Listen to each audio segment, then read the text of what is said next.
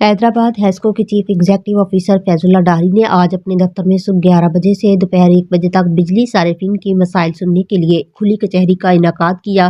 اس دوران انہوں نے خود شہریوں کی شکایات اور مسائل سنے اور متعلقہ افسران کو موقع پر ہی ان کے فوری حل کے احکامات جاری کیے۔ چیف ایگزیکٹو آفیسر فیض اللہ ڈاری نے کہا کہ صارفین کو بہتر سہولیات فراہم کرنا ہیسکو کی اولین ترجیح ہے۔ انہوں نے کہا کہ کھلی کچہری کا مقصد بجلی صارفین کے مسائل کو براہ راست سن کر انہیں بروقت اور قوانین کے مطابق حل کرنا ہے۔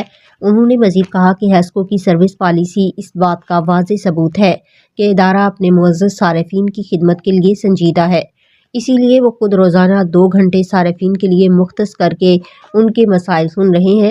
اس موقع پر انہوں نے فیلڈ افسران کو بھی ہدایت دی کہ صارفین کی شکایات کو فوری اور مؤثر انداز میں حل کیا جائے۔ فیض اللہ ڈاری نے کہا کہ عوام کا اعتماد ہماری کامیابی ہے اور کمیونٹی پارٹیسپیشن کے تحت ہی بجلی کی بہتر سروس فراہم کی جا سکتی ہے۔ انہوں نے کہا کہ بجلی صارفین کے تعاون سے بجلی چوری کے خاتمے کے ساتھ ساتھ بجلی کی فراہمی کے نظام کو مزید بہتر بنایا جائے گا۔